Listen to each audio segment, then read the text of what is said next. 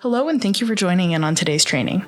Heart & Solutions is a proud provider of CE-eligible trainings for our counseling community. This training may be eligible for continuing education credit hours through either the National Board for Certified Counselors, provider number 7376, or the Association of Play Therapy, provider number 21-645. To obtain CE hours for today's training, be sure to follow the steps in the description below to find and take your quiz. Thank you all for being here this morning. My name is Dr. Colleen Grote. I am the Vice President at Heart & Solutions, and I guess I don't necessarily have a title at You Need a Training. Maybe I should come up with one someday, but thank you all for being here with You Need a Training. We are talking about attachment-informed CBT today. And so throughout today's training, you will be provided with a foundation of attachment theory and guidance on how to integrate attachment theory with CBT from a grassroots perspective. The intention of today's training is to help you be better able to help your client self-reflect, identify their emotions and attachment needs, and facilitate more secure relationships with themselves and others. Cognitive behavioral therapy is often credited for its utility as a hands-on, outcome-oriented, and practical strategy in clinical settings. However, that pragmatism can often overshadow the root causes of the individual's suffering, which deeply ingrained fears of abandonment, rejection, and lack of safety. So attachment theory is there to step in. So lots of things to learn today. And we have Theresa O'Keefe here with us today to teach you all about that. Theresa is a licensed clinical social worker who specializes in trauma and attachment with individuals and couples in Western Montana. She is an EMDR and EFT practitioner and often facilitates creative activities in sessions. A little bit about Theresa. She grew up in a rural Midwestern community where she spent much of her youth involved in Irish dance, music, and equestrian sports. While earning a bachelor's degree in anthropology and sociology from Knox College, her professional life began in the equestrian industry as an instructor. This brought her into the nonprofit and social work sectors. She then earned an MS in nonprofit management from Bay Path University, followed by an MSW in social work from the University of New Hampshire. In addition to her current clinical practice, she has worked professionally with folks experiencing homelessness, individuals with intellectual impairment, physical disabilities, victims of sexual assault and domestic violence, military families experiencing domestic violence, and cancer patients and their families. Outside of work, she's heavily involved with Missoula Irish Dance School and enjoying time with her friends, family, and her beloved animals. So such a well-rounded trainer with us today. And throughout this training today, you will have an opportunity, as we discussed, to learn about those foundations of attachment theory and attachment styles, and leave here today knowing how to better help your clients understand their own attachment styles and their connection with their cognitions, as well as how to challenge those cognitions from an attachment perspective and how to integrate attachment theory, including self-soothing, and promote corrective experiences. So Theresa, I can't say enough good things about you as a person and you and the knowledge that you bring on this topic. So I am going to hand things over to you as we are all very much looking forward to today's training. Yeah, no, thank you so much, Colleen. I really appreciate that introduction. Attachment is my sort of most passionate area of work and research, and I find it to be really one of the most comprehensive, or if not the most comprehensive way to understand human behavior. So I'm excited to be able to share that with everybody today. And yeah, and as Colleen mentioned, feel free to interject questions. And if you do, have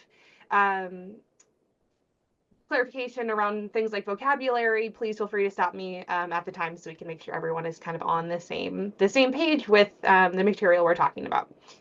So with that being said, I think we're okay to go ahead and actually start working on the material. Let me just double check, make sure, Colleen, we're seeing the slides. Yes. Okay, Yep. perfect. Okay, so to just kind of give us a goal objective list, Colleen had gone over these a few, but to just kind of give us a little bit more to look at in person. So yeah, we're going to work on understanding attachment theory, attachment styles, working models.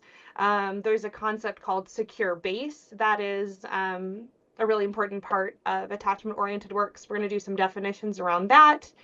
And we're going to work on what I have coined to be AI CBT skills.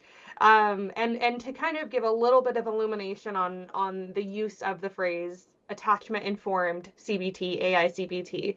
To my knowledge, the clear combination of attachment and CBT has not been something that has been widely recognized or used or is a formulated concrete method of therapeutic intervention.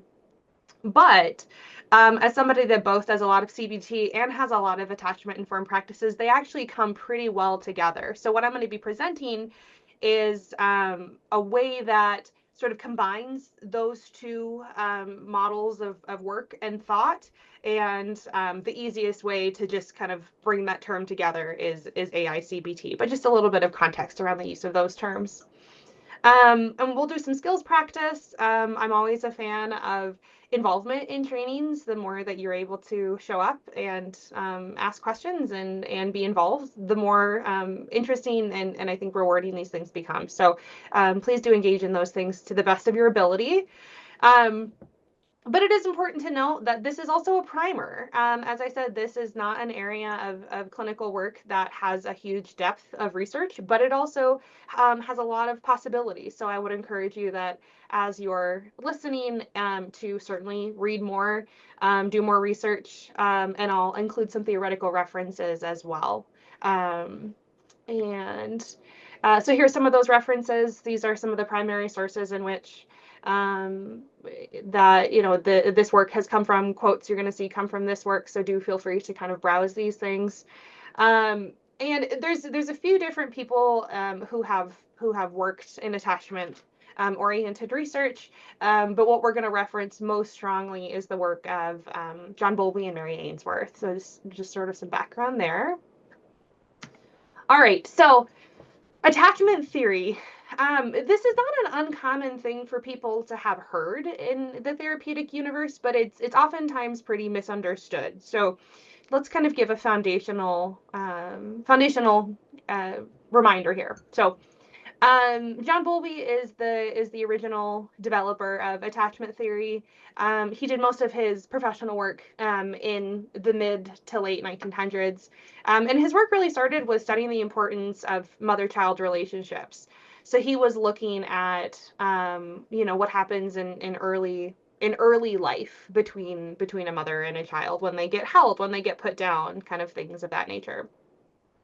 And as his work was gaining more traction, although it took a while because he was kind of in the competition era between Freud and some of those other kind of early psychotherapists, we'd start to kind of broaden this idea of mother-child connections to recognizing it more on a human-to-human level, regardless of age. And there's some primary principles that Bowlby and his predecessors have really solidified. Attachment theory posits that humans are hardwired to be in groups. It's many things, but if literally nothing else, it's an evolutionary function, right? We want to be in groups. We are created to be in groups because when you're being chased by a lion on, the desert, and you're trying to, keep you and your tribe safe, you do better in a group than you do as an individual, right? So there's some really primal instincts that from our earliest ancestors have developed that need to be connected. And the need to be connected is from the beginning of our lives to the very end of our lives. There is no point at which we don't have this need to be in groups and to be safe and secure with other people. And it's our strongest source of safety. That's both true to our nomadic ancestors as well as it is today. We do best when we are with healthy and functioning others that give us the support to navigate through the world. But, you know, in extension to that, relationships and our attachment patterns are also our biggest source of learning and understanding about ourselves and others and our surroundings, that we learn what we learn because we're in the midst of other human beings. So it's very much rooted in this fundamental need for connectedness with other people.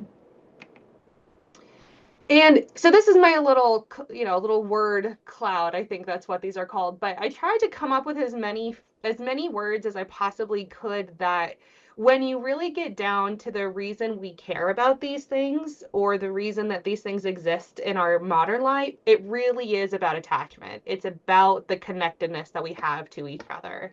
It's about what does it cost us if we do things differently in terms of our attachment, right? So, you know, when we talk about politics, friendships, pop culture, groups, fandom, these are all things that bond us to each other, right? Are the clothing that we choose, we often choose because it helps us feel good and important, or it feels connected to other people. Doing things that are giving us some outlet to acceptance. These are all things that are really based in this fundamental need to be connected to each other. So as you kind of keep going through this training, I want you to have that very much in the back of your mind, that this really is coming from our most kind of primal, most grassroots, most basic standards of human experience. Okay, so as I had mentioned earlier, the biggest areas of work that we're going to be referencing today are that of John Bowlby and Mary Ainsworth. So John Bowlby and Mary Ainsworth started working together and kind of expanding upon his original work around attachment and his theories around attachment. And at some point, they conducted what's called the strange situation, and this may ring some bells from graduate school theory classes. But the strange situation was a procedure which researchers were looking to kind of get a better, more concrete view of the ways in which mothers and young children interacted. And so this pattern in this study was they would take 1 to 2 year olds into a room and then would run cycles of having the mother come in, the mother leave, a stranger leave, a stranger come in, and they would watch the behavioral patterns of these kids. And through that behavioral observation, they were able to identify patterns. So those patterns are then formulated into what we now know as attachment styles. So that's what we're looking at here. So largely when the child would respond to the leaving of the parent and the entering and the exiting of a stranger, these were some of the criteria that they kind of observed. They would watch the child's response, the mother's response, and most of them were relatively secure. They'd be a little bit stressed when mom left, but they could self-soothe. But there are some other patterns there as well. Avoidant, not really wanting to be very connected. They're kind of disengaged. They're not really interested. Ambivalent is also a substitute word for preoccupied or anxious attachment. So this is where the child would be screaming, crying. It's difficult for them to self-soothe.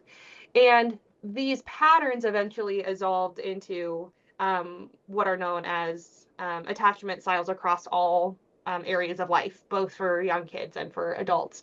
What's interesting, though, is that these attachment patterns, originally secure, avoidant, and ambivalent or preoccupied were the 3 most observed. But as they would go back and look through these videos of this study, it took a while for them to sort of realize that there was this portion of kids that just didn't really fit into any of the other three. They weren't quite secure or avoidant or preoccupied. And then that eventually evolved into what's called disorganized attachment. So this is a pretty kind of messy and chaotic presentation, which we'll talk more about later. But the big things that's important to know about what happened through the study is that it helps understand what might be happening internally that is causing that child to react that way. So under that column furthest to the right, it's kind of identifying what is the narrative in the head of these kids. And we'll talk a little bit more about that later. If I'm going too fast, by the way, please tell me to slow down. It's hard to know all the time when you have videos. Okay. So attachment style. So let's kind of get into a little bit more of those patterns. So there's two umbrella terms that we want to think about with attachment styles. The first one being the umbrella of secure attachment, under which secure attachment is the only marker under that umbrella. But then there's also the umbrella of insecure attachment, in which preoccupied, avoidant, and disorganized attachment sits. So just know kind of in terms of vocabulary as we're moving forward, anytime we use insecure attachment as a phrase, we could be referring to all or any one of those three. Secure attachment is just referring to secure attachment. Okay. So I've done an episode with Colleen on kind of the basics of attachment before, and took the opportunity to debunk some kind of myths around attachment styles, and I want to do that here real quick as well. Oftentimes, particularly across internet forums or professionals that don't have a lot of experience with attachment, it can kind of be categorized into a similar bucket as like personality styles that are determined by Myers-Briggs, or I am, this particular type of person, and it can get referred to as this very fixed thing, and that cannot be further from the truth with attachment styles. We are all some combination of all four attachment styles, and I think the easiest way to represent that diversity within ourselves of our different attachment patterns is to see that in a pie chart. So our pie chart is going to be divided up by how much time do we typically spend in each one of those attachment patterns. And the goal of attachment-oriented work is to eventually allow that secure piece of the pie chart to grow bigger and bigger and bigger and bigger.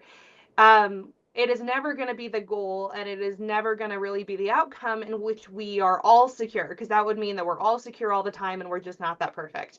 But the goal is that we can continue to have our secure piece take up the majority of our day-to-day time, and it is not a fixed sort of standard that we are, glued to. So just kind of keep that in mind moving forward as well.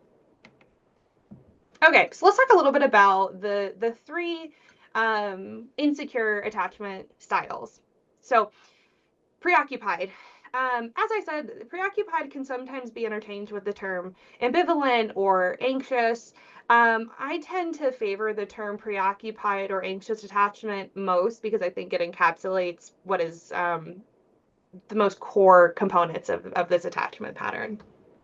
So and these are generalizations of behavior and cognition and thoughts and feelings about oneself. It's not extending to every possible nook and cranny, but this gives you at least a pretty good overview about what to identify as preoccupied patterns. So yeah, I mean, the preoccupied person trusts others more than self. They'll tend to look to other people to go like, is this okay? Am I doing a good job? I don't really know. They have a hard time with inherent worthiness and lovability, feelings of lovability. They feel like they have to earn love from others more than it's kind of inherent or granted from their own sense of worthiness. Preoccupied people tend to be hypervigilant to threats of abandonment or rejection. So this can sometimes look that like, you have a couple that's been dating for 6 months, and partner A at one point says something like, it might be good to travel by myself a little bit. And partner B, who's preoccupied, hears that and goes like, oh my God, they're going to leave me. It's a really sensitive, fine-tuned metric that goes, I could be left very, very quickly.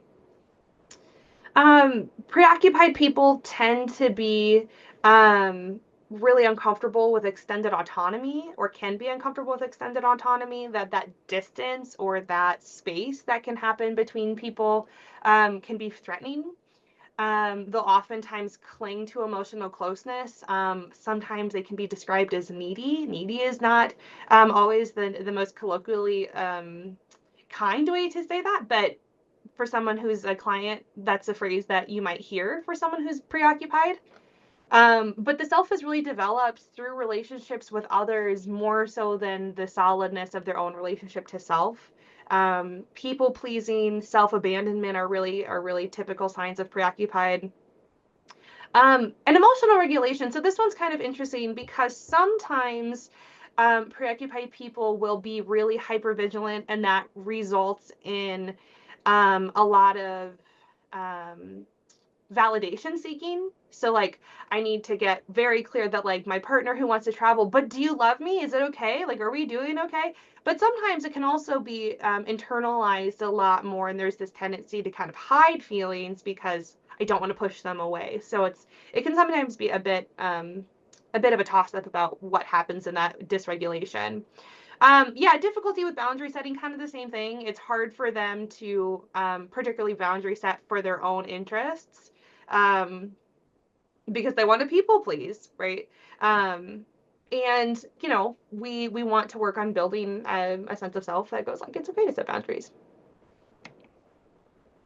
Okay, so contributing factors. These are things that are oftentimes the case leading to preoccupied attachment. Vulnerability or emotions may be denied as unimportant or an outlet to abandonment or rejection. So when a parent, for example, sees a child who is crying or said like, I've had a really bad day, and parent kind of goes like, well, that's really because you were being stupid, right? Or like, you didn't do enough. That can cause that to go like, oh, well, it's like my fault. I shouldn't be bad because I'm bad. Needs aren't acknowledged or met unless they're displayed very strongly, or they tend to overlap with the needs and wants of others. So that's kind of referencing a little bit of that people pleasing I just mentioned. And sometimes it can really be the case that like, unless I am crying on the floor, unless I am bawling, unless I am hysterical, I don't get my needs met, which can then cause that really strong display that can happen in dysregulation, kind of as I mentioned before as well. Relationships tend to enforce that person's needs are secondary. They tend to take a backseat because they're asked to take a backseat. Mistakes are viewed as a negative reflection. Mistakes aren't given a lot of grace or permission. Again, value is contingent upon the approval of others. So particularly with parents, this can look sometimes like with academic achievement, that kid feels good about themselves when they get good grades because parent sees the kid making good grades and goes, I'm such a good parent. Things like that can contribute. Needs getting met are inconsistent, behaviors of others are inconsistent, easily changeable. All of those things create some instability with how this person is able to see themselves, and by default will kind of resort to feeling like, well, I'm just the problem. All right. Avoidant. So the easiest way to kind of think about avoidant versus preoccupied is that they're mirror images of each other, which is true to a certain extent, and I'll describe that here in just a minute. But avoidant people tend to trust self more than others. They believe more strongly that I'm lovable, but others can't love me. Others aren't good enough for me. Autonomy is preferred, so we'd rather go do things by ourselves. We'd rather go travel alone. We'd rather work by ourselves than be connected with other people. avoidant people tend to have a really hard time connecting with emotions. They tend to say things like, I don't even have feelings. I don't even know what these people are talking about. I'm very simple. I don't need, those. There's also kind of a denial of emotions oftentimes. Yeah, the hyper-independence denies attachment needs. So that's kind of that piece that goes like, I don't even need people. I can just be by myself all the time. I could never see a person for the rest of my life and I'd be totally happy. That tends to be pretty avoided. The flip side of preoccupied people being described as quote unquote needy is avoidant people can sometimes be portrayed as arrogant, a little full of themselves, a little more boastful than one might think is appropriate. But the other part of this is they avoidantly attached people still have the same fears about abandonment and rejection as those of every other attachment style. So it's not that the need's not there, but it's hidden a lot more through this independence and confidence, or perceived confidence rather. And avoidant people are really quick to set boundaries and leave relationships that like one thing goes wrong or they see one too many things in too close of succession, even if it's a relatively minor thing, and they go like, nope, I'm out, and they will leave quickly because it feels safer to do it that way. Yeah, and there's definitely some trends between what can contribute to any of the insecure attachment patterns that so some of these are going to be similar to what you saw in preoccupied, but it kind of results in different flavors depending on the person's situation. Some things that are different a little bit between preoccupied and avoidant. Avoidant people are more likely to have experiences where needs are denied or enforced as unimportant or unnecessary. That, for example, if you have a child that comes home and they say like, hey, like I'm really struggling with this homework assignment, and parent goes like, no, you're not, you're fine, figure it out. They're being taught that like my need for help is just really isn't important, so I might as well do it by myself. And similar thing, mistakes are viewed as a negative reflection. But going kind of back to that needs are unimportant piece, they just learn that it's not really worth asking because it's not going to matter. It's not going to matter and it's not going to get met. And what's the point? So why waste our breath? Relationships also enforce that people aren't there for them. So people who have had a lot of disappointment or have had a small handful of disappointing in relationships or experiences might very quickly learn that like, no, like I cannot do this because I know I'm going to be rejected. I know I'm going to be denied. So why do it anyway? But similarly to preoccupied, others' actions are perceived as inconsistent or potentially unsafe. Okay, and I want to just maybe take a quick pause to just see if there's any questions or if anything I can kind of answer before we get any further. I don't want to overload people without a chance to clarify anything. To that previous slide? Mm-hmm. So we're going, is it this one here? Yes, thank you. Yep, you're welcome. Okay, that's good. Perfect. Any other questions or any other clarification does anyone need? All right, well, let's go ahead and keep moving forward. Okay, so disorganized attachment. So that's the category that happened in the strange situation that it took the researchers a while to sort of figure out that like, oh no, these don't quite line up, and with good reason.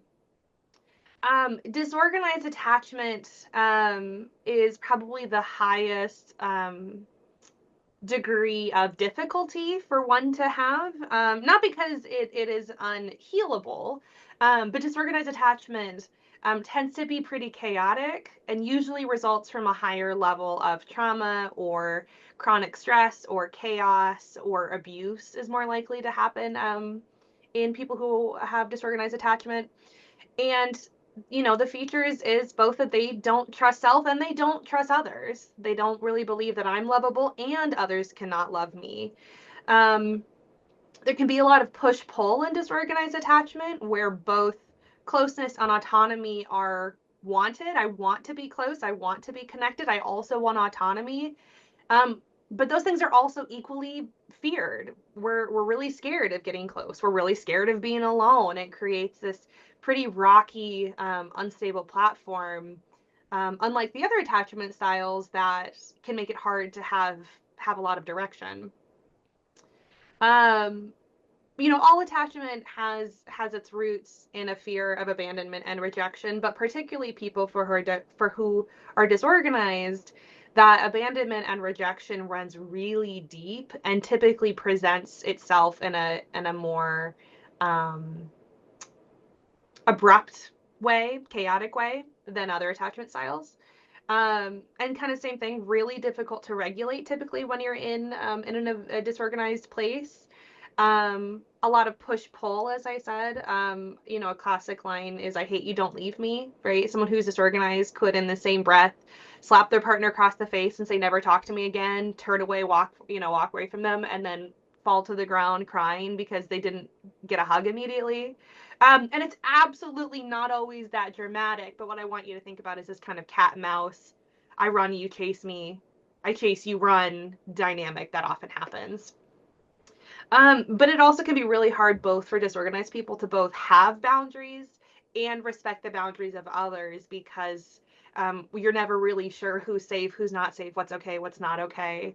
And that can cause difficulty maintaining continuity with boundaries. Yeah, so with disorganized attachment, as I said, it's more likely that if you have an abusive environment, you're going to have a stronger disorganized attachment piece of the pie chart. And that's because vulnerability and emotions may result in physical or emotional danger. To have feelings, to need things, to seek help, to seek a hug may result in you either getting kind of love bombed, or it might result in you getting, stonewalled or hit or put down. Getting your needs met or seeing other people have their needs met is really chaotic and sometimes dangerous. So, kind of the same thing that if I reach in for a hug and I get slapped across the face because mom's had a bad day, you're going to learn very quickly that even though you want that proximity, it's not sure what's going to be okay. And similar thing, that negative mistakes are a negative reflection of the person, but in abusive environments, disorganized environments, it could actually result in physical or emotional harm. They learn that they are bad or undesirable, but that other people are also bad, unpredictable, untrustworthy.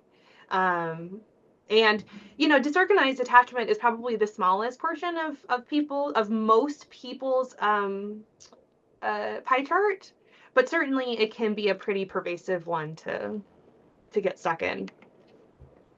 Okay.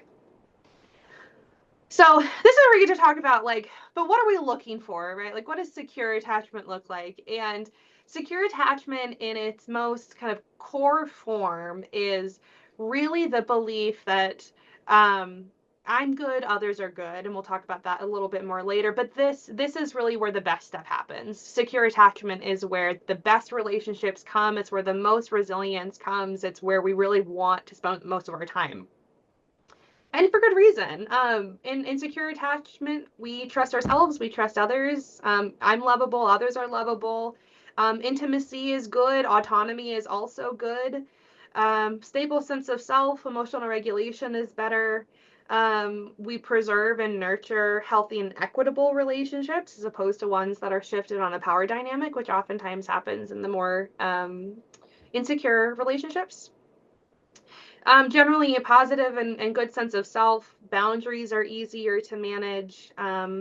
Openness, emotional vulnerability tends to be a lot easier to access, or is at least safer to access as well. And this, these contributing factors, this is what we really hope that we all kind of have. And I think most of us do, at least in some places and times of our life, but that, vulnerability and emotions are responded to compassionately. When kid says, "Hi, I need help with homework," parent goes, "Okay, yeah, I'm here for you. Let's work on that." Needs are acknowledged and met when possible. Mistakes aren't just a reflection of the person as being bad. One's voice, opinions, perspectives are heard and are important. Securely attached people, or with a prominently secure attachment style, tends to have their self-value be boosted. They're encouraged, they're praised. Their relationships also enforce that they are good and worthy and important.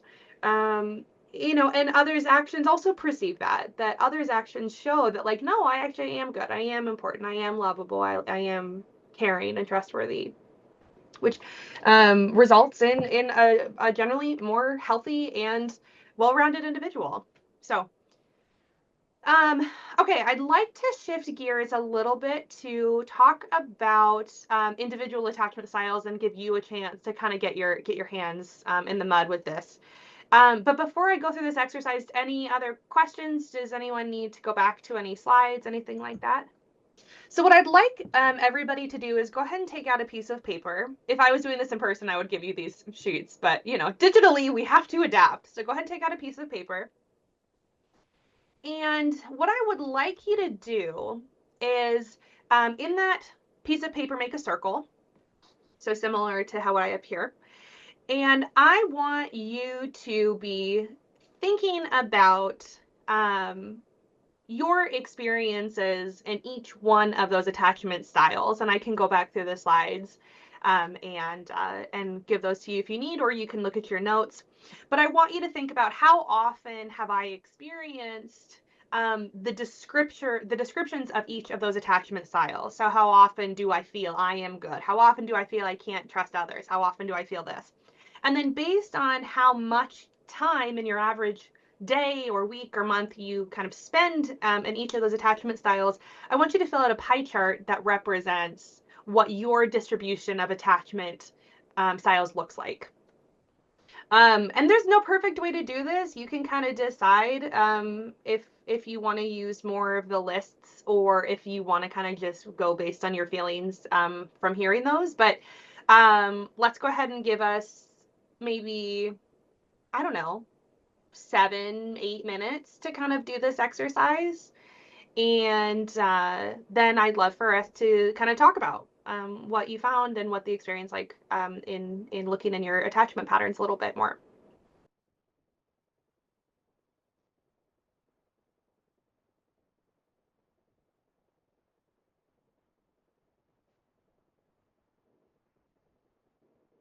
So what I would love to do, I'll go ahead and keep the quadrant graphic up there so we can reference it. But what I would love for people to do is just, if you're willing, go ahead and kind of share how you kind of tackled this exercise. What are some thoughts or reflections that come up as you're doing it? Anything surprise you? Just let's kind of do a little bit of debrief and kind of go from there. I don't mind sharing first. Great, thanks. So I really like this visual. I haven't seen this before. This just really helped me understand each one a little bit better. So I just kind of went through and put like a check if that statement resonated with me for each one. Perfect. And basically kind of what it came out to was I spend about 50% of time in that avoidant, dismissive, and about 30% in the secure, and about 5% in disorganized, and 50% in that preoccupied. Perfect.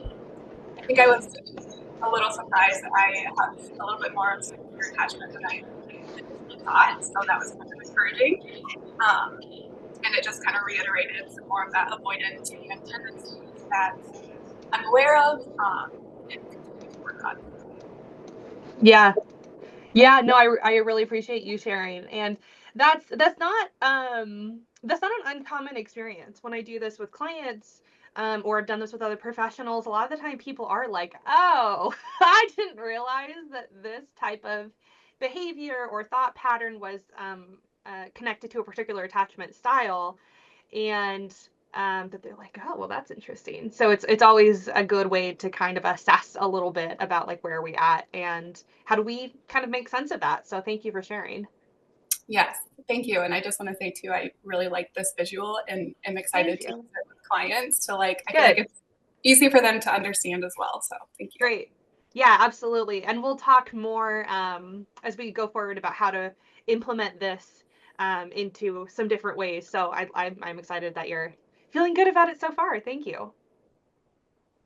So I guess what I found interesting when I was doing it, because I guess to be fair, a little bit of background, like I I am on a mission to learn as much as I can about attachment. I really, really feel like it resonates a lot with a lot of the stuff that I do. And so I'm not surprised about where my primary sort of attachment styles are at all. Yeah.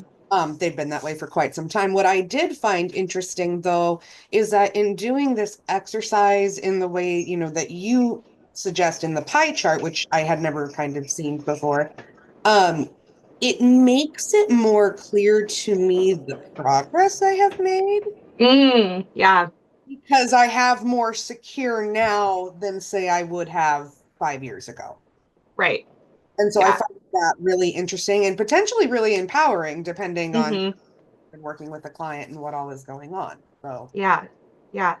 No, that's great. And I have I've heard a lot of similar experiences, both from myself as being somebody who utilizes attachment for my own, you know, therapeutic growth and development, and also with clients that, yeah, having this way to kind of look back and be like, oh yeah, look at that, look how much we were in the, you know, preoccupied or avoidant categories before, and then 6 months later we're spending a lot more time there in that secure piece. So it can be a really helpful kind of metric tool as well. So I'm glad that was a great way to reflect for you. So thank you. And Colleen, if you don't mind, do you mind if I take a tiny moment of self-promotion while Maggie had mentioned something about, okay. Yeah, please so do. Maggie, I wanted to share this with you, particularly if you're interested in working more in attachment-oriented work, and also invite everybody else to the table as well. So as Colleen mentioned, I'm based out of Western Montana. Colleen and I have known each other for years, so that's kind of how we're connected across across regions of the country. But my private practice, at its most fundamental level, is an attachment-oriented practice. So as a part of that, I do trainings like this.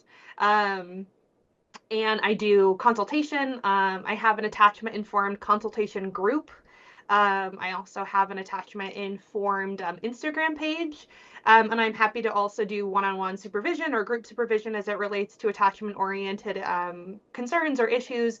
So Maggie, if you or if anybody else has an interest in staying in touch or working together more closely to get a really good view and foundation and attachment, I'd love to facilitate that. And all you have to do is send me an email. awesome. Thank you. Yeah. Thank you.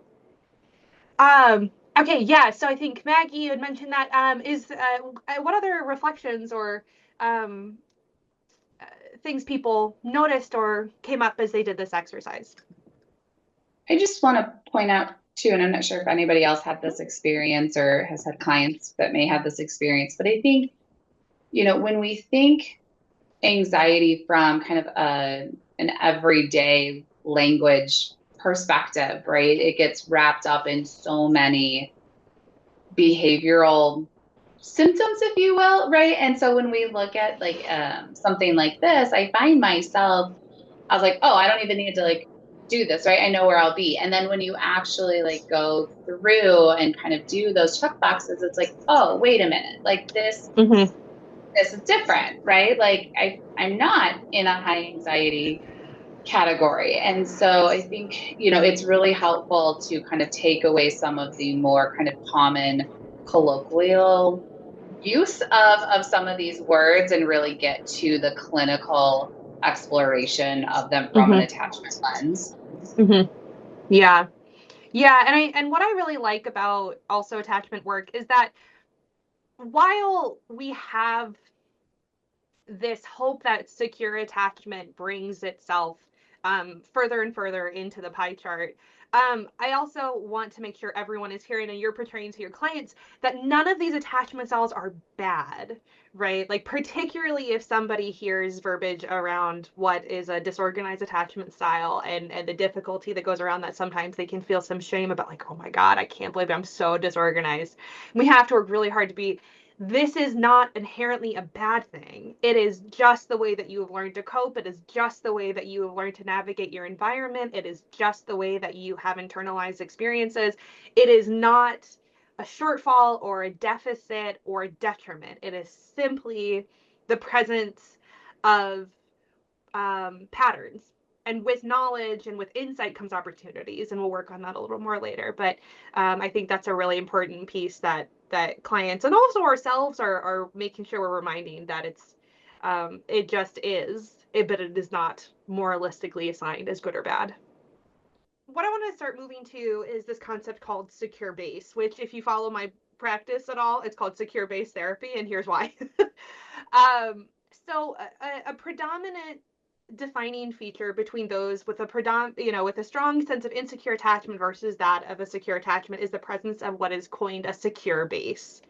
And a secure base is, at its most core, this person or relationship or dynamic with other people and also within ourselves that we can freely and pleasurably and safely venture to and venture from.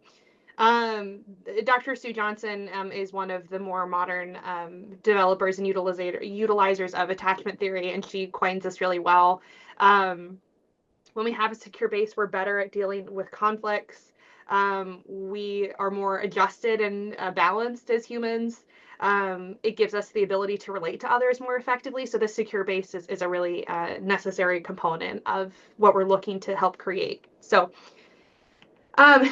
this slide is formatted weird because the format from my one document went to this document and it had a little weird thing. So don't mind the misshapen text there. But I want to talk about secure base as being represented by a playground analogy. So follow this train of thought for a second. So those with a strong secure base and probably are more likely or by extension have a strong secure attachment.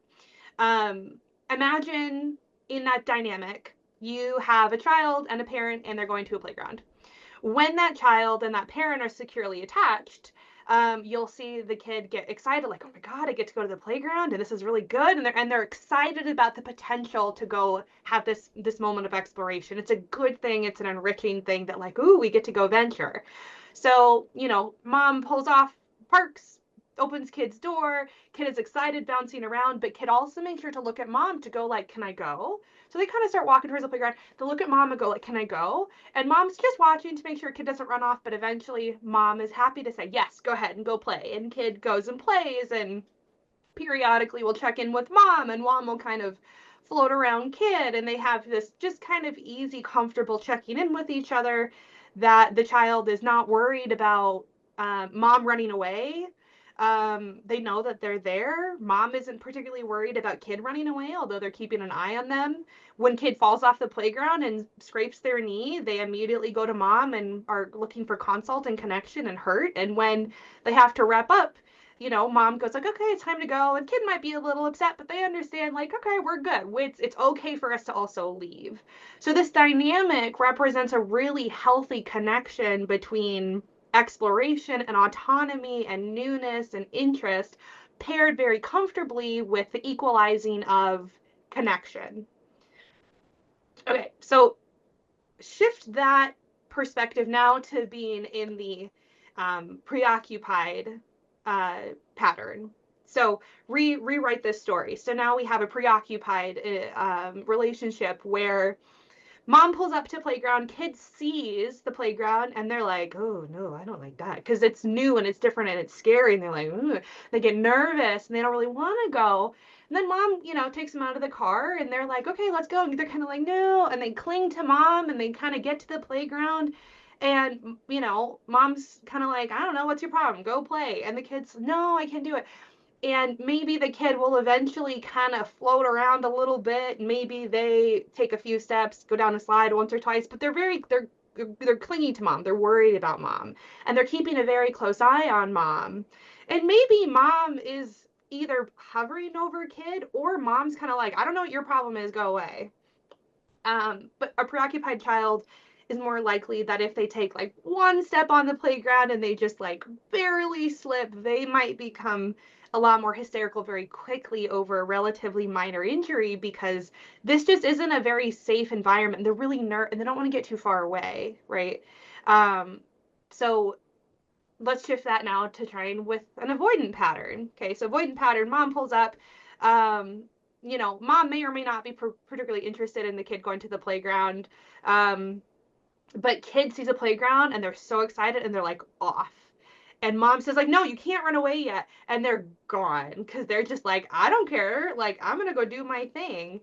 And parent might also kind of be like, well, I don't really care if you want to go run to the other side of the park where I can't see you. Like, bye, like, leave me alone. The kid who is more avoidant falls off the playground and is like, nope, I'm fine. I'm just going to pull it together. I'm not going to cry.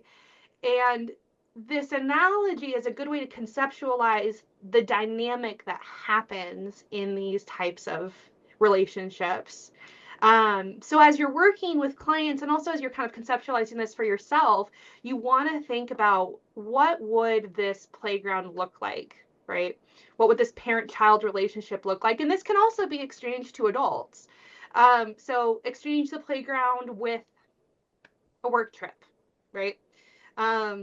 A preoccupied partner might go like, I can't go to this work trip, like I need you to go with me. Avoidant person would be like, I'm going to this work trip and I'm staying an extra 2 weeks. Secure couple would probably go like, yeah, like, I'm glad that you're going because it's good for you. I'm gonna be a little sad I'm not gonna see you for a week, but like, we're good. So this is the narrative that is really important to kind of get your hands around with using these attachment styles or seeing them in kind of day-to-day life. We talk a lot about secure attachment as being kind of this golden token thing, right? And it's worth asking the question, like, why do we care?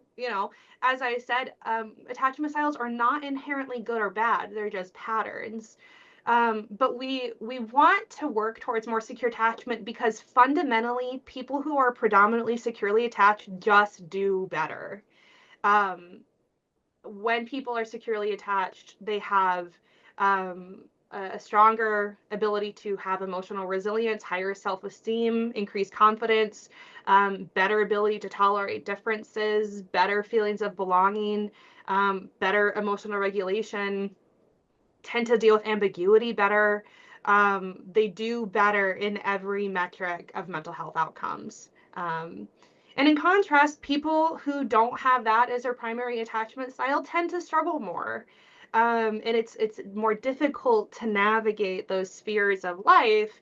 So, while again, we don't want to classify good or bad, we want to think more about what is helping us get towards a certain level of functioning and health and well-being, and maybe what is not. So that's why we want to kind of keep that secure attachment in mind. Because your outcomes just tend to be better. All right, so this is where we get to kind of condense all the all of the attachment style material into what is condensed as working models. So if you're familiar with schemas at all, we'll talk about that in another slide quickly, but attachment styles can be summarized in a shorthand phrase that is defined as a working model. So those of a secure attachment use the working model: I'm good, others are good; preoccupied or anxious, I'm bad, others are good; avoidant or dismissive, I'm good, others are bad; disorganized, I'm bad, others are bad. So if you imagine that quadrant, each one of these working models would fit in that quadrant. And it's not surprising that if your working model, your general method of moving through life, is that I'm good, others are good, which is not the same as I agree with them, or I would do what they're doing, or I approve of their behavior, or I always approve of my own behavior, or I'm always super proud of myself. but the general undertone is a belief of worthiness and goodness and importance, it's not surprising that you do better, because you're kind of creating a more well-rounded sense of self and others, which promotes those outcomes we had talked about earlier. Okay, so yeah, I mean, this is a little bit of a mirror from the pie chart exercise, but just kind of the reminder that these working models and attachment styles are not fixed. They are not stuck in stone, but they're also not particularly easy to change. Attachment styles tend to be self-perpetuating. So if someone believes that I can't trust other people, they're avoidant, the tendency is to craft themselves and their behavior and their cognitions around the belief that other people are not going to work for me, other people aren't going to serve me. And then that results in behavior that tends to undermine the trustworthiness or ability for other people to step up for them. And then they're going to be like, oh, see, like that person wasn't going to step up for me, even though like they didn't really give them a chance. And it tends to feed itself.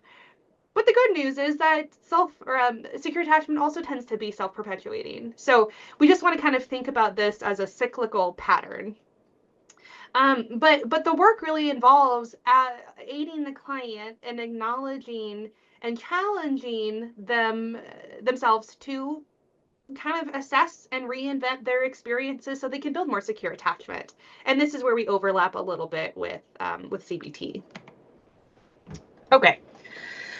So there are a lot of similarities to that of schemas to that of working models. Schemas are pretty common ways to think about behavior and cognition in a CBT lens. And there's a lot that is going to mirror that, which is one of the reasons that I think attachment work and CBT goes well together. A few ways that they are different. Schemas are more centralized around beliefs and cognitions as opposed to inherent feelings of love, trustworthiness, connection, reliability. Schemas are considered dormant until activated. Working models tend to present themselves in almost every moment of every day. Generalized across areas of life schemas. We are thinking in working models to be a bit more central around the nature of relationships. Schemas more behavioral outcome. Working models are a little bit more about the experience of behavior, the experience of relationships.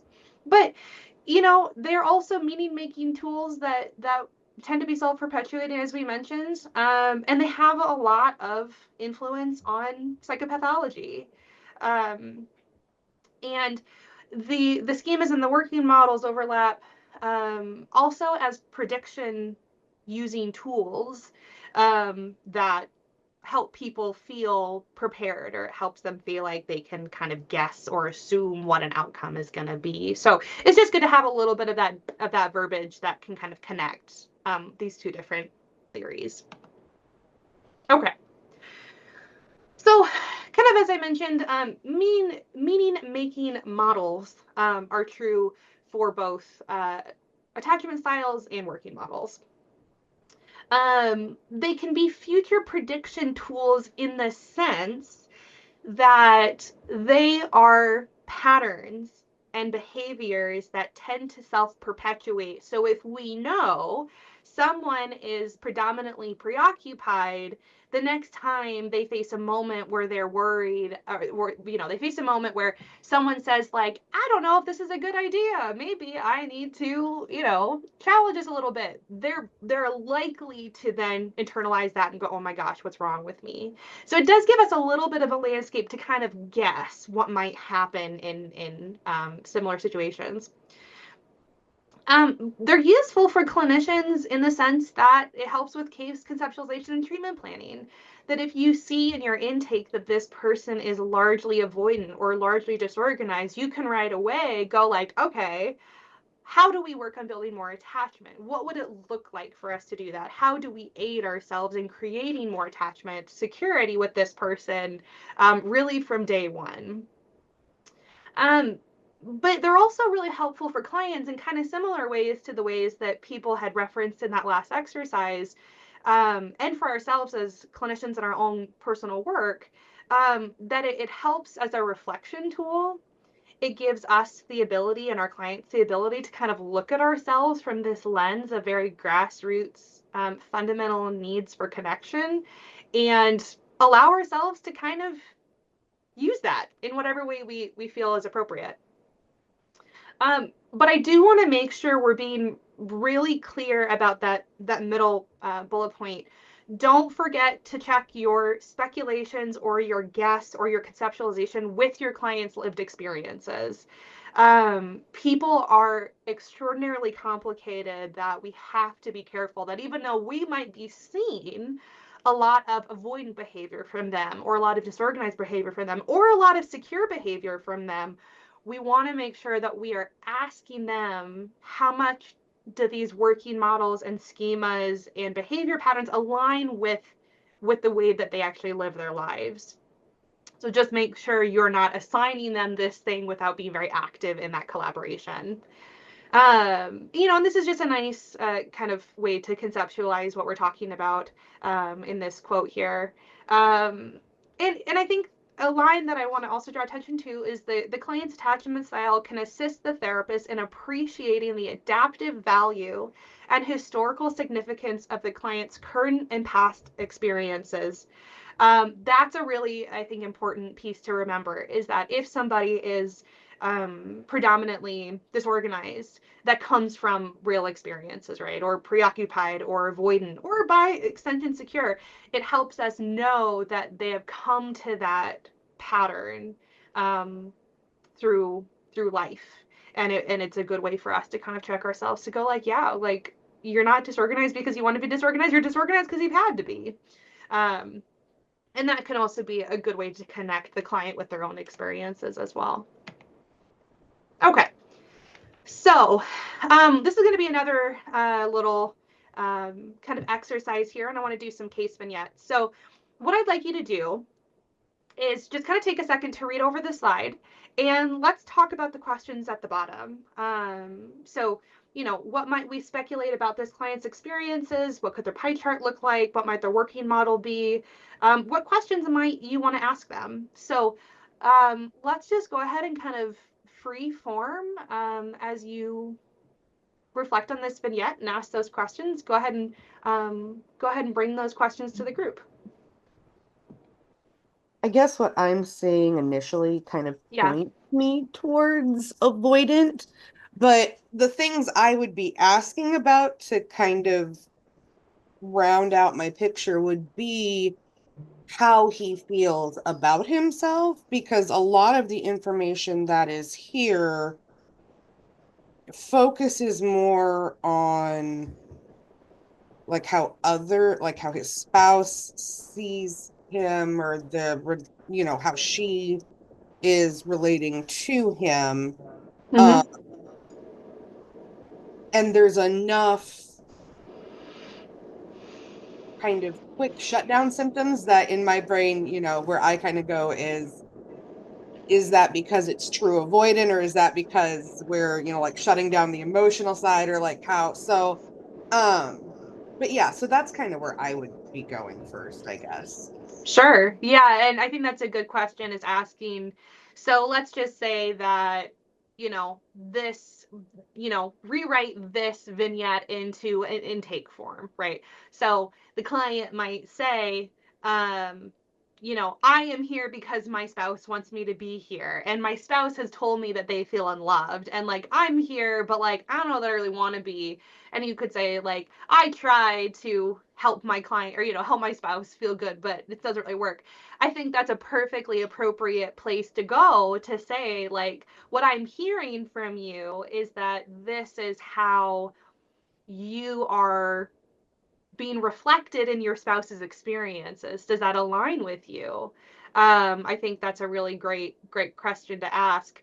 If I was reading this in narrative intake form, I would probably automatically go to avoidant, because they are referencing what other people have told them about their experience, as opposed to they're referencing themselves, right? Because avoidant people have a really hard time self-reflecting. So I would agree that that kind of, giving yourself a little bit of check on those things is a good place to start for sure. What does anyone else have? Reflections or speculations about this person? What might we want to understand, or what might we guess what's going on with this person? I feel like I would also be interested to know what his other relationships would look like. Because Sure. obviously he's having relationship issues in this dynamic, but to kind of look back and reflect on how those relationships and conversations happened with like other spouses, or like even his parents growing up, and just navigating his feelings. Yeah, I think that's a really good question to ask too. And that brings up a good point, that our attachment patterns can be very, very different across different relationships. And that, yeah, maybe for whatever reason, he might feel more insecure in his spousal relationship, but might feel a lot more secure with friends. It's hard to know. But I think those are really good places to explore, so that you can fill out that pie chart with all of its factors. Yeah, great. And I think some ways to possibly explore that, depending on kind of your personal approach to therapy as well, right, can be to go into some of those family dynamics and asking about what conflict and or comfort looked like between the client's parents growing up, as well as the client's current level or comfortability with vulnerability with their partner versus other peers or people in their life. Yeah. Yeah, it's always a really good question to ask when you're thinking about family history. What was it like to deal with emotions when you were a kid in your home? Did you talk about feelings? When felt upset, what happened with your partners, or with your parents rather, excuse me. Because that's going to also give you a pretty good place to start. That if from the very beginning client goes like, yeah, we don't talk about emotions, it's probably more likely that that's going to result in someone who is more avoidant than anything else, barring that there wasn't some kind of abuse or more significant trauma history there. But it's also interesting then to go like, okay, well, if you didn't really talk about emotions much now, but then like, let's go to that top bullet, attempts to be soft and open with spouse. It sounds like they're trying to engage with their emotions, but how does that work, right? Like, how is it that sometimes in your home you wouldn't talk about emotions and you're trying now? Like, what happened that made that easier or more accessible for you? It's kind of that exploration for sure. Great. Well, I think we have one more of these, so let's go ahead and jump to the next one here. And we don't have to spend a ton of time on these, but these are a little bit of good skills practice. So let's kind of do the same thing with this one as well. So different presentation, but let's see kind of what we might want to know from this person. In regards to the pie chart, I feel like they would definitely be very disorganized, with kind of that lack of being able to trust themselves, but also others. But it seems that they're wanting to be emotionally close because they are reaching out. I just don't know if they're in that necessary like stage of change of being ready to act on that. Yeah. Tell me, where is it that you're seeing that difficulty trusting others piece? I just want to pick your brain for just a second. Well, that, and just like the fact that they have been willing to seek out services for therapy, but have often like changed up their therapy. Like, that's just kind of concerning, in the fact that like, yes, they want change, but like, are they in that stage of change where they're ready, like, and prepared to like look internally? For sure. Yeah, I think that's a good reflection. And any time I have clients that come in and they say that like, oh, I've had a lot of therapists, or I've tried services a lot of times, or the exact opposite, like I've tried it once and I went twice and then I never came again until like 20 years later. I always want to investigate that a little bit, because it could legitimately be that like they just have a particular vibe or connection that they're seeking with therapists, that they're rotating through to just see who works for them, which is probably a more secure behavior. Or is it that they're seeking a lot of different therapists because they're very quick to leave the therapist, which would be more avoidant behavior? Or is it they're quick to run away from therapists because they think the therapist might be mad at them or they don't like them, which is more a preoccupied behavior. So that's a really good way to kind of get an idea about where that comes from. But definitely that difficulty trusting others and difficulty trusting self would promote more of a conceptualization around disorganization, for sure. Good observations. Other reflections on this one? I want to call attention to just a couple little things with this vignette. So under that third bullet point down where it says parentification is, I think, more likely, though not guaranteed, certainly, but parentification oftentimes can be connected with preoccupation. Because if you're having to, or you're in a place where it feels like it's necessary for you to caretake from particularly an early age, typically that's going to be a more anxiety-inducing situation because your young self doesn't really know how to deal with this kind of worry about other people. And that can manifest in that preoccupation as well. So those are things to kind of pay attention to.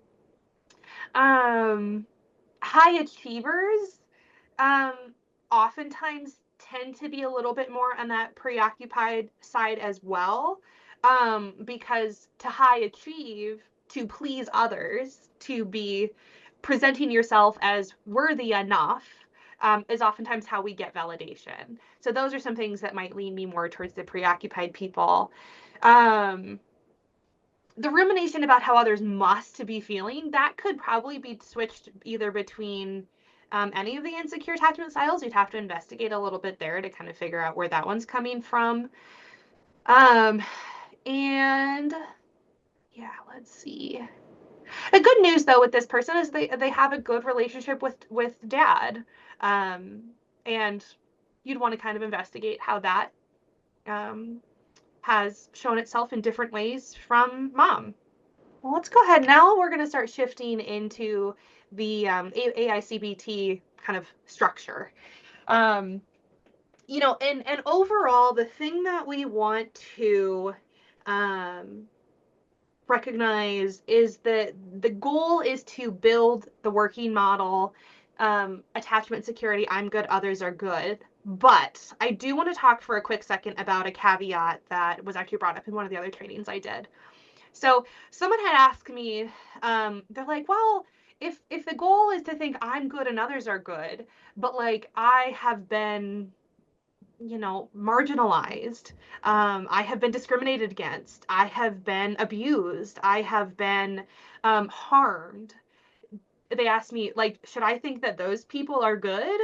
To which I would say, no.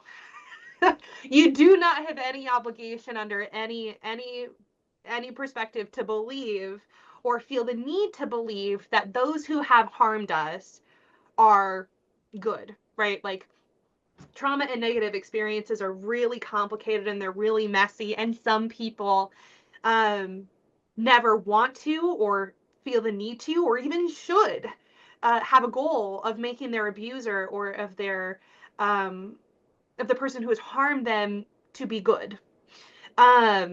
And I want to make sure that that is kind of a clear delineation from what I would probably ascribe as the generalized relationships we have in most of the rest of our lives.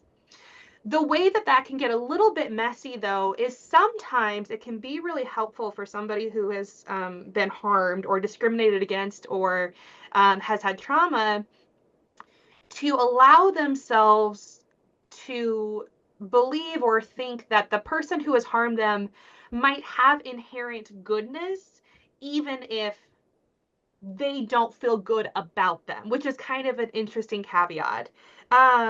That they want to believe that, like, even though this person has done bad things to me, they're still, a worthy human. But I think that needs to be something that everybody is allowed to navigate in the ways that they feel best for, and just kind of know that we need to empower clients to engage with people who have harmed them in ways that ultimately is good for them, and that may not be to work on that belief, at least in that particular scenario.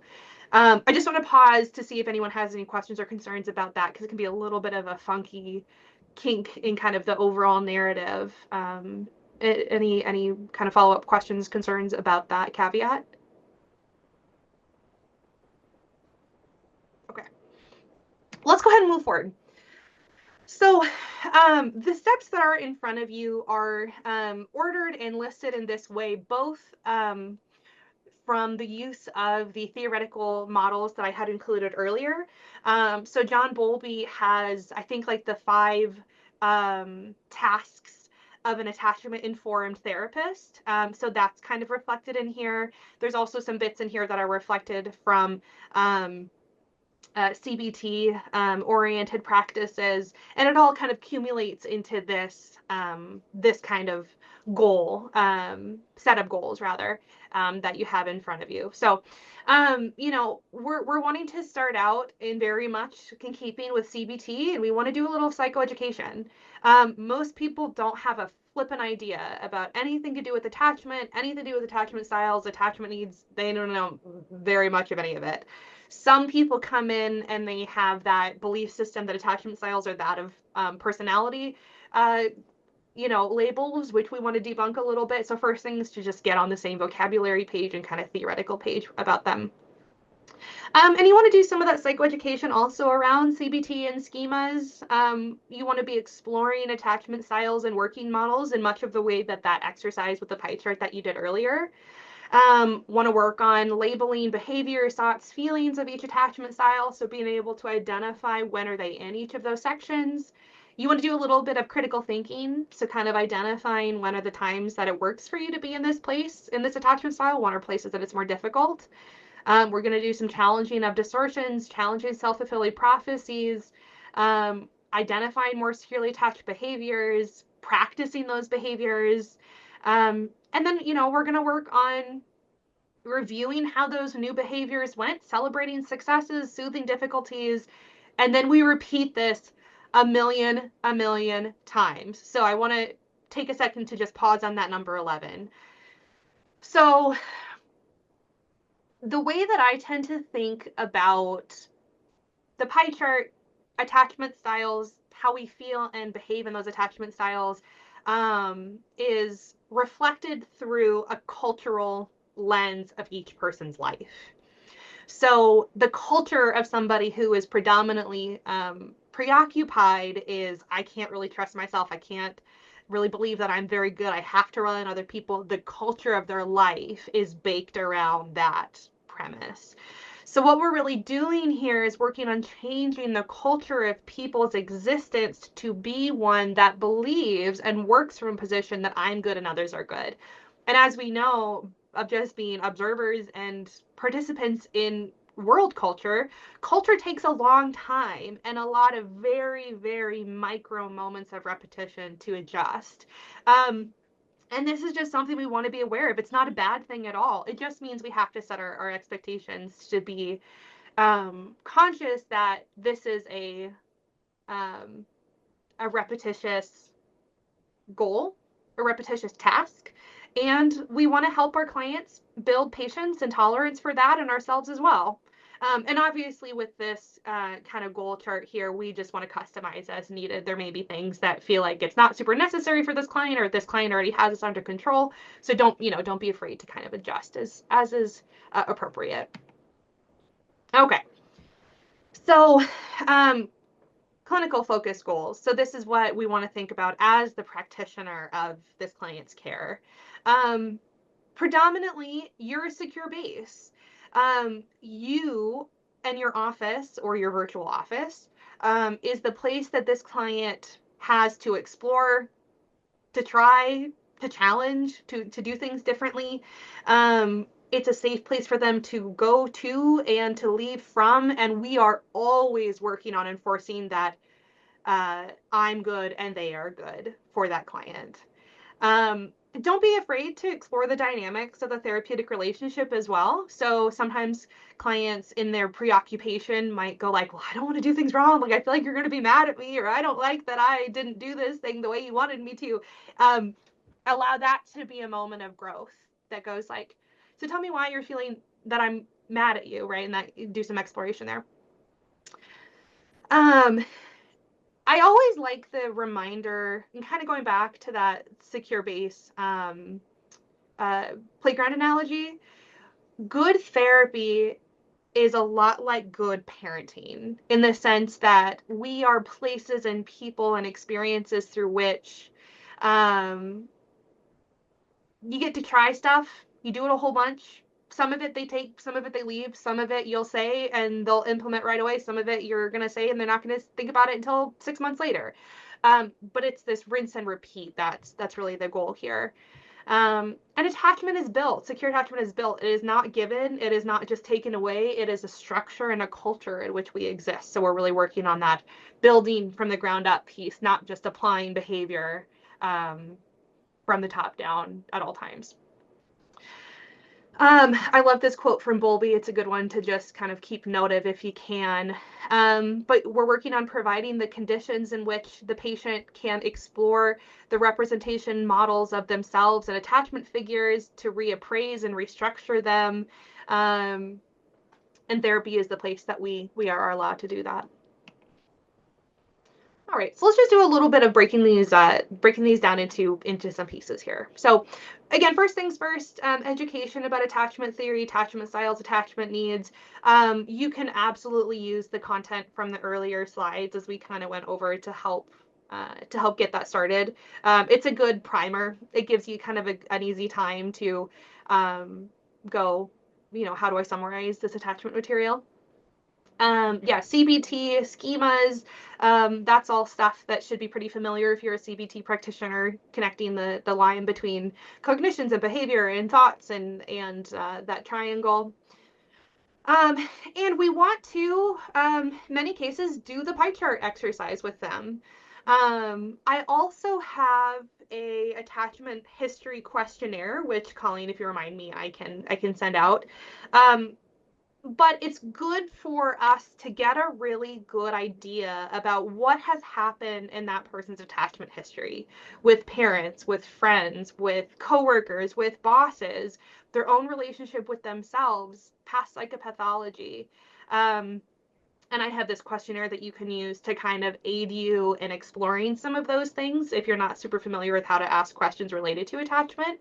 But getting that history gathering piece is both good for the client to kind of assess their own attachment history, but it's also good for us to make sure we kind of know where they're coming from.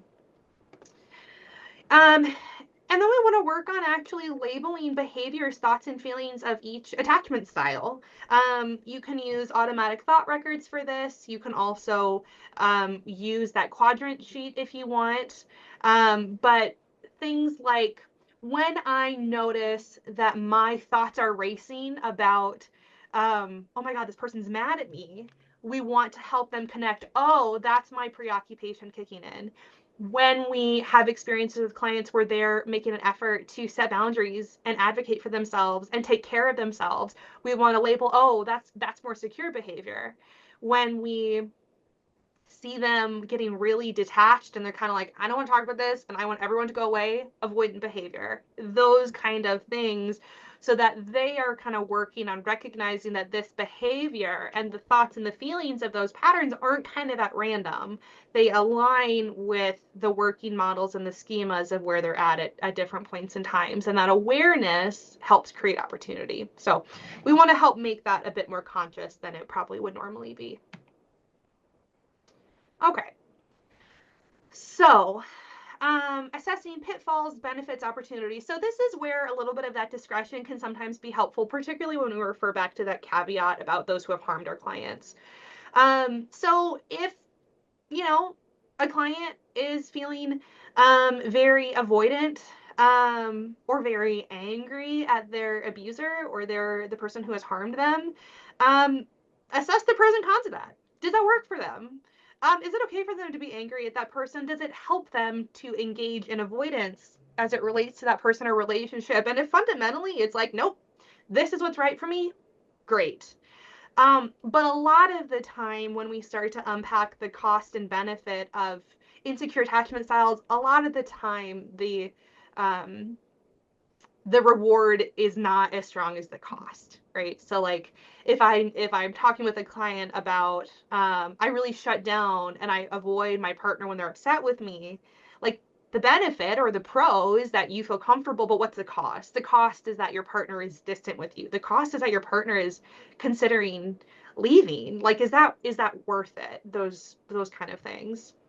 And you want to work on also engaging with how do they want to feel? How do they want to behave? What is their goal? What do you want your relationships to look like? And this is where interview or motivational interviewing can be helpful. Assessing for ambivalence, motivation for change, stages of change. That's a good time to kind of assess some of those things.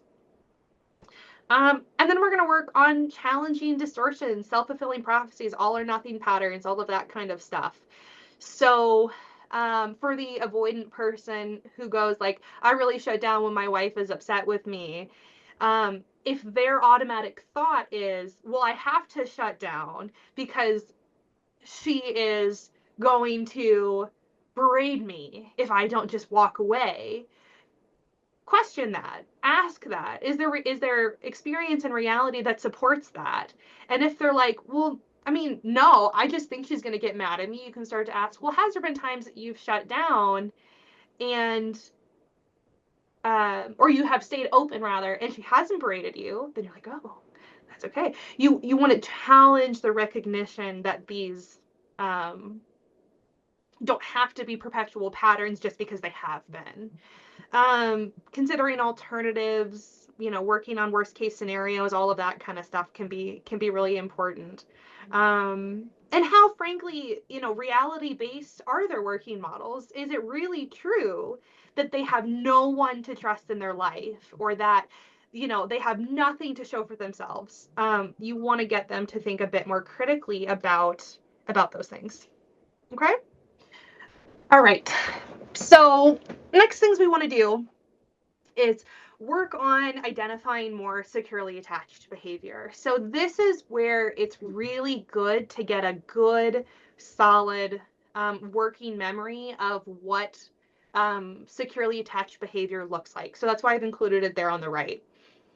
And as you get an idea about where you're hoping to help this client to go, what is it you're hoping that they can experience more of, you can start to challenge the client to diversify how to get their needs met. So for the preoccupied person, maybe instead of trying to get their needs met by being like subtle and, a little bit like pushy about getting their needs met, maybe what we can do is simply ask their partner, hey, I would really like to do this thing today. Is that okay with you?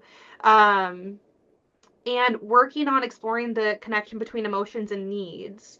So if this, let's talk about that bullet point for just a second. So one of the key tenets of emotionally focused therapy, so EFT, is that emotions are the catalyst to needs. So in the same way, the sensation of thirst is alerting us to the need to hydrate. The sensation of fatigue is alerting us to the need to sleep. Emotions and needs are really no different. So you want to start getting really comfortable with your clients to go, when I feel disengaged, the need that I have is what? When I feel anxious, the need that I have is what? When I feel dysregulated, the need that I have is what? And how can you work on building the connection with those needs that is ultimately strengthening that secure foundation? This also is a good time to really work on good communication skills, and some of that can be very much skills practice, trying to help your clients find and articulate the words like, I would like to go do this thing. That would be great for me, can be really helpful. And this piece of increasing the repertoire of adaptive information. So adaptive information, if that's an unfamiliar term, is what it sounds like, in the sense that adaptive information is the presence of insight or knowledge that is helpful or is contributing to a positive outcome. And some people just literally have no idea what alternatives are to insecure attached behaviors. They just really don't know. So you want to make sure you're helping them identify, what does it look like if I have a more positive and affirming view of self? How can I tolerate ambiguity? How can I emotionally regulate? What are the ways that I can do that? Because people just truly have no idea. And your job is to help increase their access and insight to securely attached behavior. So, and we want to practice this a lot, in and out of session. The term corrective experiences is really important. And corrective experiences are kind of what they sound like, in the sense that these are moments or scenarios in which you are creating a new and presumably healthier outcome to contrast an old, presumably unhealthy experience.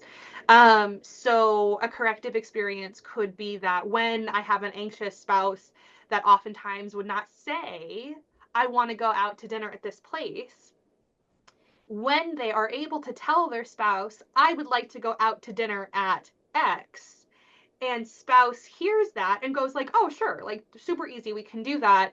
That's a corrective experience. They are learning that new behavior, presumably healthier behavior, can result in new, presumably healthier and more constructive outcomes. That's what we're trying to help enforce. And we want to do that both through physical changes in inner dialogue, positive self-talk, self-soothing and self-coping.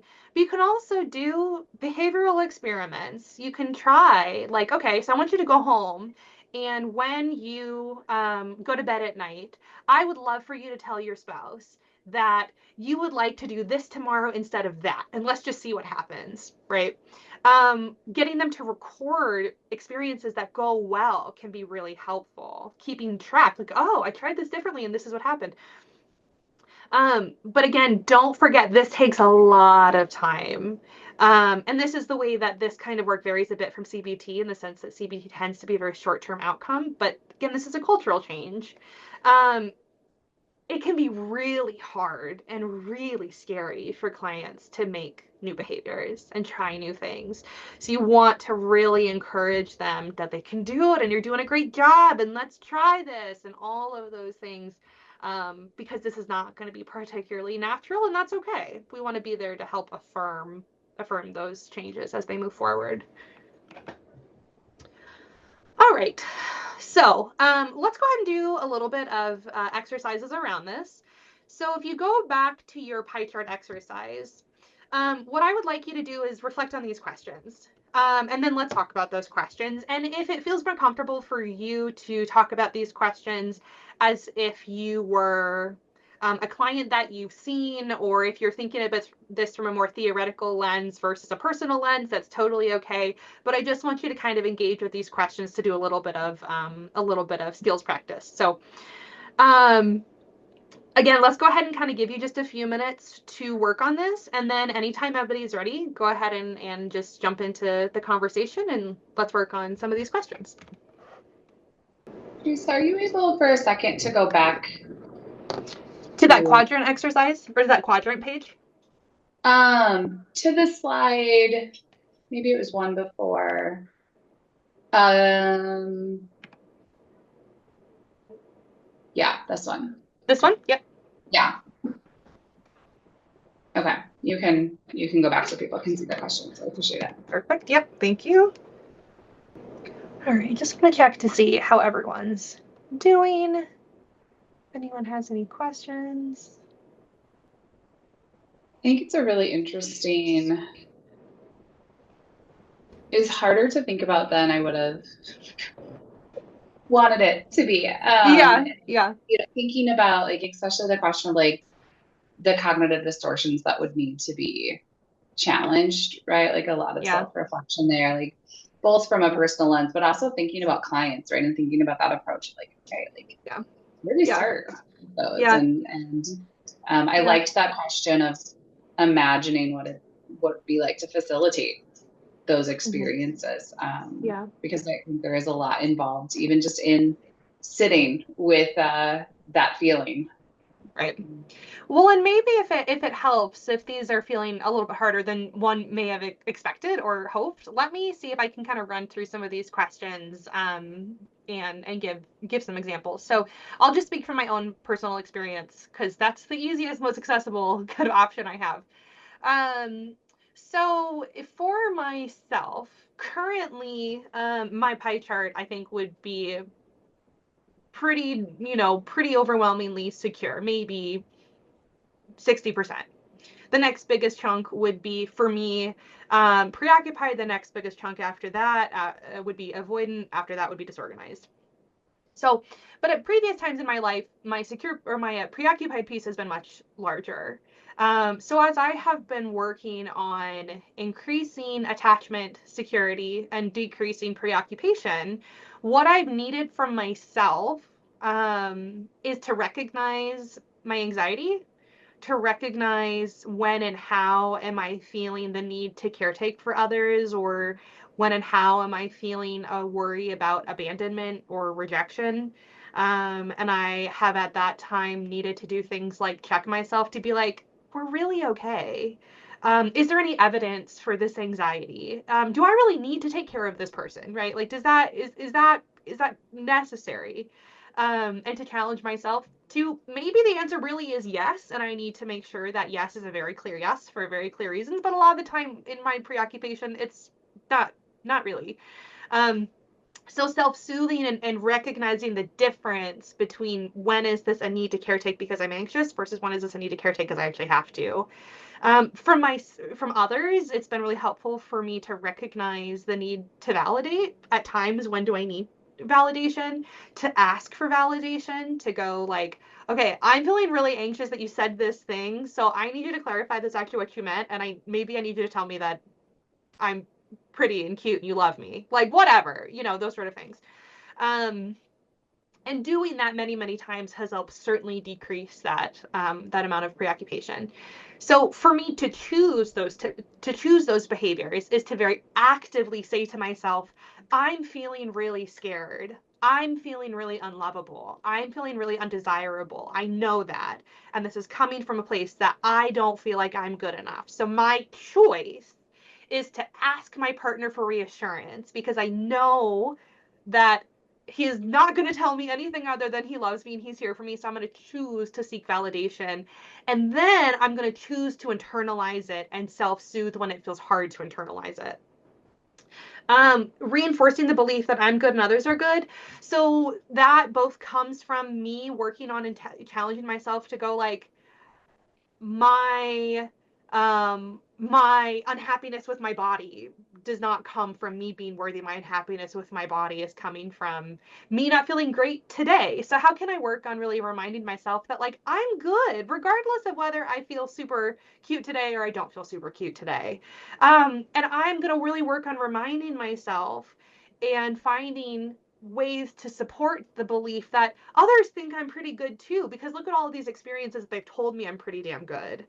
And challenging those. So, and the distortions for me have sometimes been like, if I am not quite this good at all times, people are going to think I'm shit. And that's not true. So it's working to go like, I have been approved of and I feel good about myself both the times that I'm doing really great and also times that I suck, and how do I lean into those things? And in my lived experiences of doing those things, it's really hard. And it's scary and it's vulnerable, but the way through that is forward. And then it's a lot of encouragement and self-soothing and appreciating other people and validating that it's really helpful when they do that for me, and it's rinsing and repeating that a million times. So that's kind of my lived experience, and I think many clients echo this in my experience in working with them. But I'd love to kind of hear, hearing some of those things, how does that kind of jar your brains? I think that's really, really helpful. I like, kind of that check in of, am I doing this because I need to, or am I doing this to appease another part of me that doesn't necessarily need to actually be doing this thing. Right. Mm. Yep, absolutely. And it's a good way to check the difference. And that's that reality-based thinking piece that goes, do I literally have to do this because I actually have to, because there's real life consequences if I don't, or am I doing this because it helps me feel more safe? And does my safety, am I actually getting safety from this behavior, or am I just getting comfort and then perpetually returning to unhelpful behaviors later on? So moving forward to continue to go through these steps. So you want to review the successes and challenges with new behaviors. What went well, what didn't, right? So if I asked my husband to tell me that I was cute and pretty and he loved me, did that go well? Was he able to be like, oh yeah, I'm good, whatever? Or did it not go well? And what did we learn in those situations? Did you learn something about yourself, other people? How did these experiences adapt or respond to your working models?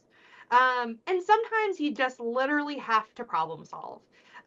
Maybe my husband didn't tell me I'm cute and pretty and he loves me because he just got home from a terrible day and is in a piss poor mood and I just picked the wrong moment. Like, that very well might be true. Or maybe it's with a boss that you're like, I'm going to really work on advocating for today, but that boss just came in from a meeting that was an absolute shit show and it is not working, right? So don't be afraid to kind of look at both the emotional factors that might be contributing to this, as well as the behavioral or factual ones as well. And you want to do a lot of celebrating successes and know that this comes in teeny, tiny doses, millions and millions of times. Sometimes this does look in great big moments, but sometimes it doesn't. A lot of the times, the way that you see progress is through someone's increased participation in self-soothing. Progress is also made through someone's increased willingness or activity of challenging distorted thinking. It's in little moments of going, I am going to make an effort to assess my environment versus just reacting. That's success, as well as those moments that we are either asking for things or physically doing things differently, or you have great big moments. So just make sure you're taking a lot of praise of big ones, small ones, and everything in between. And, again, there's going to be times that it just doesn't go well. And what we want to do is soothe that and go like, yeah, when your husband didn't tell you this, like, I bet that was hurtful. And I totally understand why that's hurtful. And I want to make sure that we recognize that, yeah, that can be a bit of a wound. How do we take care of that? How do we heal from that a little bit? And also, how do we keep moving forward, right? You want to work on making this be a long-term, enriching experience through both the highs and lows, and know that to have things that don't go well is not a deficit and it's not a bad thing. It just means that we're just not as perfect as being exactly at 10 at all times. So we want to help them cope with that. And just patience and perseverance. I've mentioned this before, you're changing the fabric of how they live their lives, how they experience themselves and others, not how do they just show up at that particular moment. It's a long-term trajectory that we're looking at here. Okay, and then here are just some kind of important things to note when it comes to who might be a good fit for this type of therapy. So we want relative stability. If someone is in crisis, not a good time. If someone has just experienced the death of a family member or the death of a pet, or they're going through a divorce and are unstable and have a lot of dysregulation, it's not fantastic. It's not a good time to be working on corrective experiences. Obviously age-appropriate, cognitive functioning. This can be constructive with, kids. All kids is kind of a general phrase. I start working with people closer to around 12. You can start to introduce this kind of stuff when they're 12, but again, you just have to kind of measure this based on their level of maturity and kind of where they're at. But certainly, you can kind of be the expert in your own client with what feels appropriate age and developmentally. Sober without substance abuse. This is another big one. If they are not in a healthy place of substance use, or if their predominant issue is substance use, it's probably not a great time to be working on all this cognitive restructuring thing, because they're just trying to stay sober, or they're just trying to deal with the fact that they're not sober. So you just want to kind of keep paying attention to that. Ideally, they have at least some healthy supports, because when we are working on building this restructuring, don't forget, it's both about ourselves and others. So if everybody in their surroundings is really mentally unstable, they're going through all of their own shit, they are not very healthy and functioning, and then our client tries to choose a healthy behavior with those other unhealthy people, it is really likely that those other people's behavior is not going to create a corrective experience, because they're so involved in their own dysfunctional stuff. So at the very least, we hope that we're building some supportive, healthy relationships, so that when they do try and create those corrective experiences, it at least has a stronger presence of positive outcomes. And you might need to spend a fair amount of time just working on getting some healthy supports before you start to do this. So just kind of keeping that in mind. Good coping skills, that's where all that self-soothing stuff comes in, distress tolerance. You want them to be able to have access to what to do when I feel really overwhelmed, or what to do when I feel the need to retreat. And that could be something that you are integrating as you're doing this process, but make sure that it's a skill set they have access to and are working on, because they need to have something at their disposal when it doesn't go well at times, because it will sometimes not be as good as they want it to, and you want them to be able to cope. Motivation for change is a really big one. So in my experience, one of the hardest things of doing attachment-oriented work is that a willingness to see, internalize, believe, experience things differently can be where change lives or dies. That if someone is attempting to make a corrective experience, even in therapy, and they are so stuck on, nope, this is because you feel bad for me. Nope, you're doing this because you actually think that I'm really piss poor and like whatever. Or they did this because they felt obligated, not because they wanted to.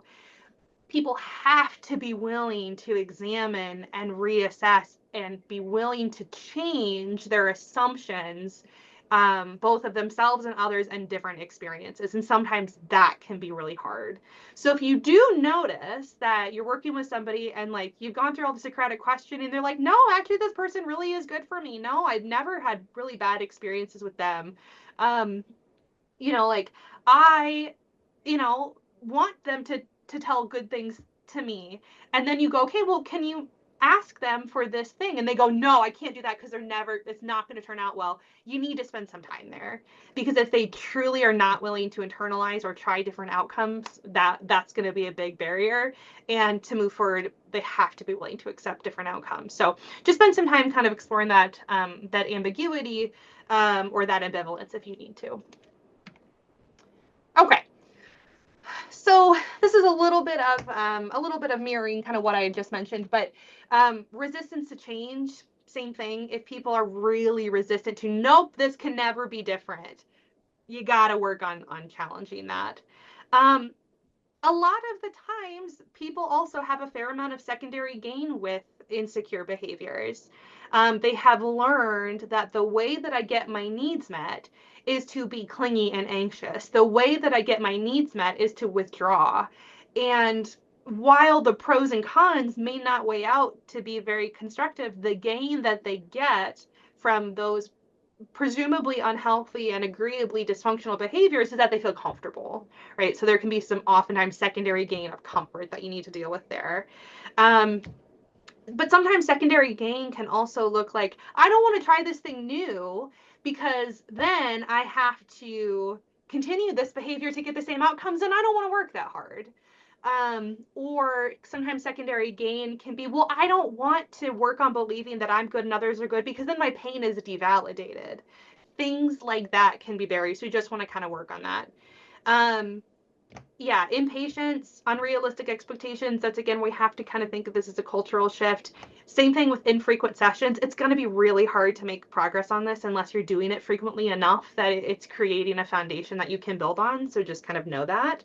Unprocessed traumas. Yeah, this is not going to compensate for somebody's experience with sexual assault or abuse or other things that are really maladaptive into their neurobiology. So that's where you want to work on trauma-informed care. You want to work on EMDR or trauma-focused CBT or other types of trauma-focused interventions to make sure that this work is aiding in the healing of relational traumas, but not that it's covering up that underlying issue. So just kind of keep that in mind. So and I did kind of mention a few ways that you can deal with this, but what are some other ways that I'd love to hear from everybody that you might overcome some of these challenges, or what are clients that you've had that present with challenges that you're curious about how you might deal with this? I'd love to do a little discussion here for a few minutes.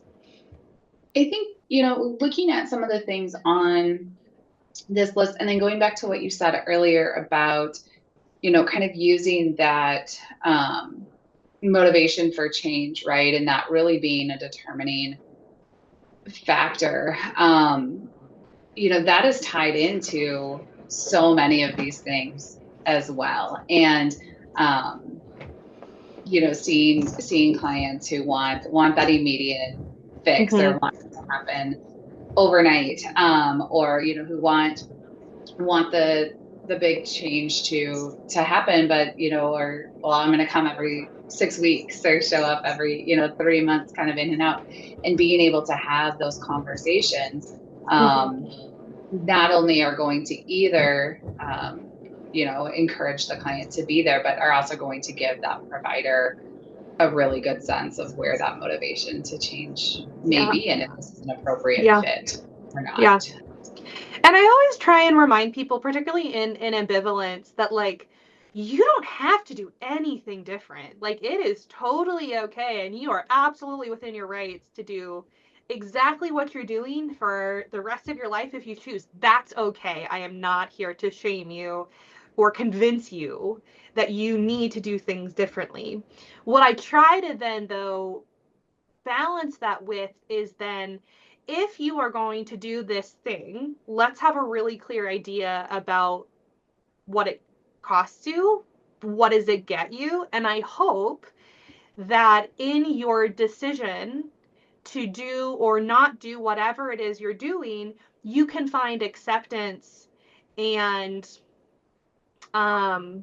cooperation with yourself for the things that gets you and doesn't. That if you're going to choose to continue or be a part of avoidant behavior, that you are willing to take all of the good and the bad stuff that comes with. And I hope that is a thing that you can find peace with.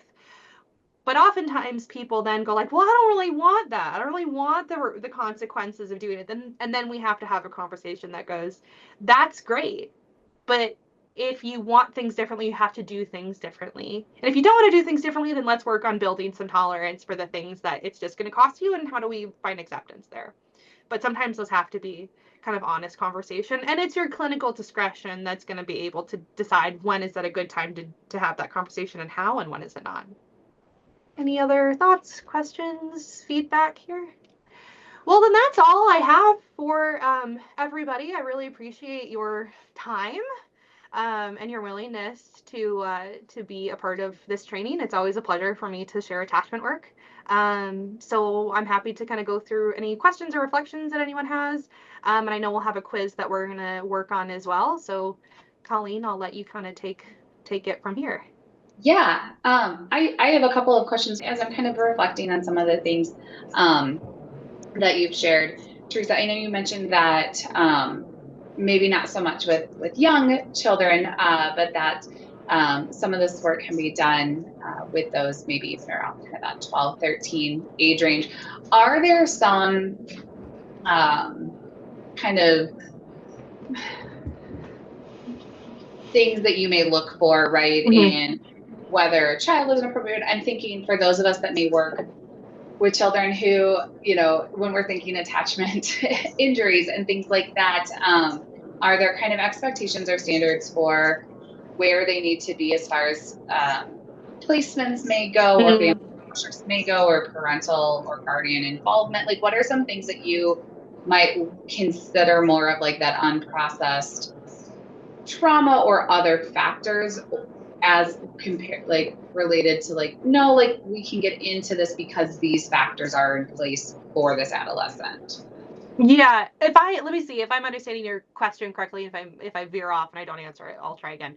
Um, but so I think that attachment awareness and dialogue around attachment theory and attachment styles can start from pretty early.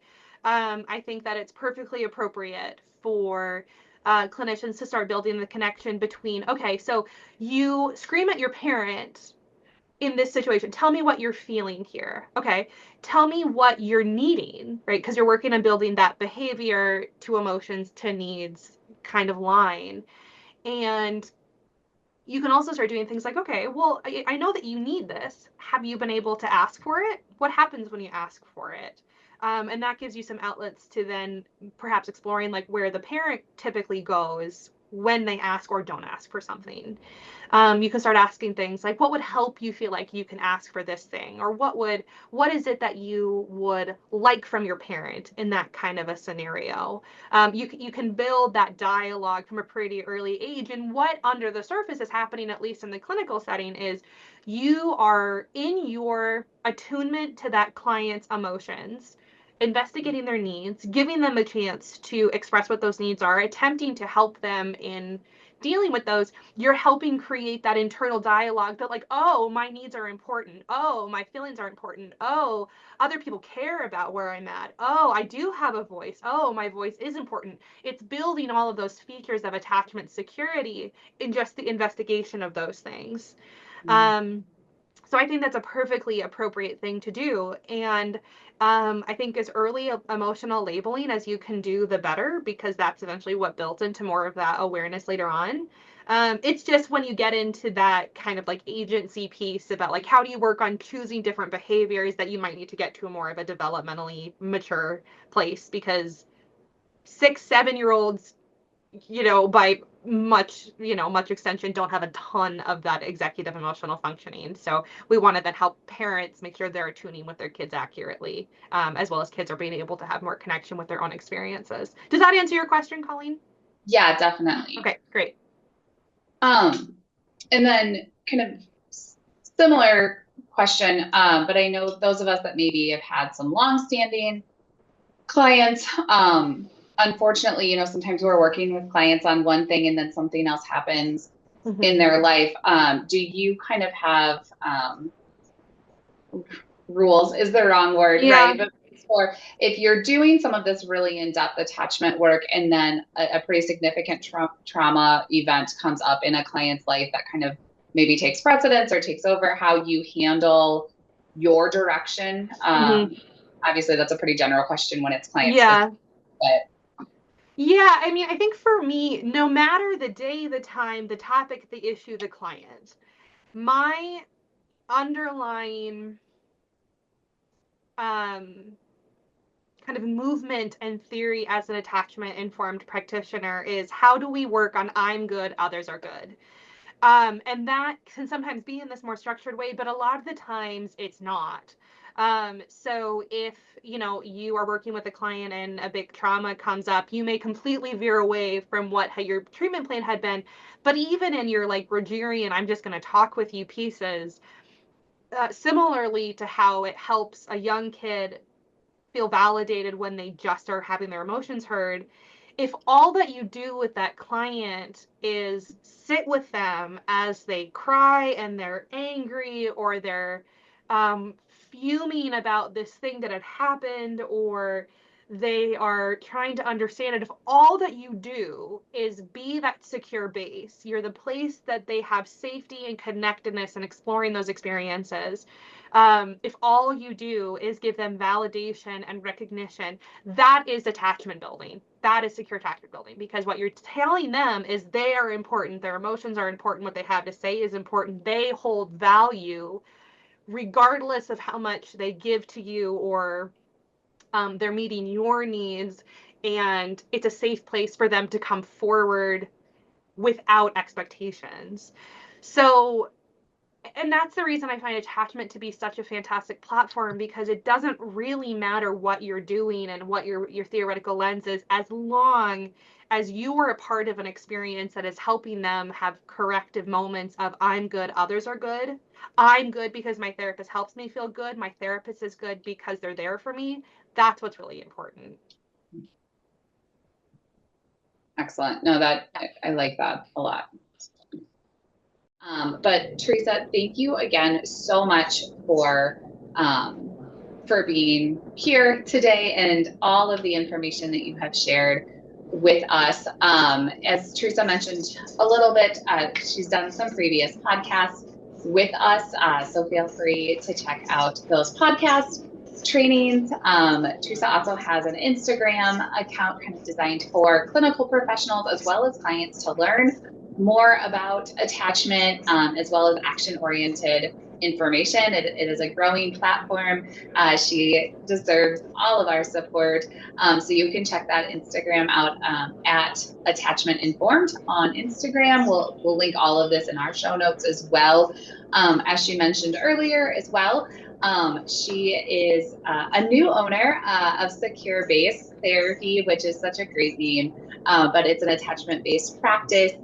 It is in Montana, but thanks to all of our virtual platforms, she is available for consultation and trainings. And so if you have any questions or want to seek out some additional information, or if you ever need to make a client referral or anything like that, I will post her website is in the chat here, but we'll have it in our show notes for this show as well, and so it will be there. We as You Need a Training have several upcoming trainings, so if you have not checked those out, we have some really wonderful ones coming up, so please feel free to check out all of those. But thank you so much, Theresa, for being here. We always love having you on. We'll take you anytime. If anybody has any questions later, I know we talked about that resource that you will share with us, and we'll email all of that resource out. I wrote it down and now my iPad's frozen, but one of them, I'll look it up and I'll email you, Theresa. Perfect. And we'll get that emailed out to everybody that was here today. So thank you all for joining us. Thank you so much. And don't forget that you need a training. Thank you for joining in on today's training. We look forward to having you join us again. Heart & Solutions is proud to provide CE-eligible trainings for our counseling community. This training may be eligible for continuing education credit hours through either the National Board for Certified Counselors, provider number 7376, or the Association of Play Therapy, provider number 21-645. To obtain CE hours for today's training, be sure to follow the steps in the description below.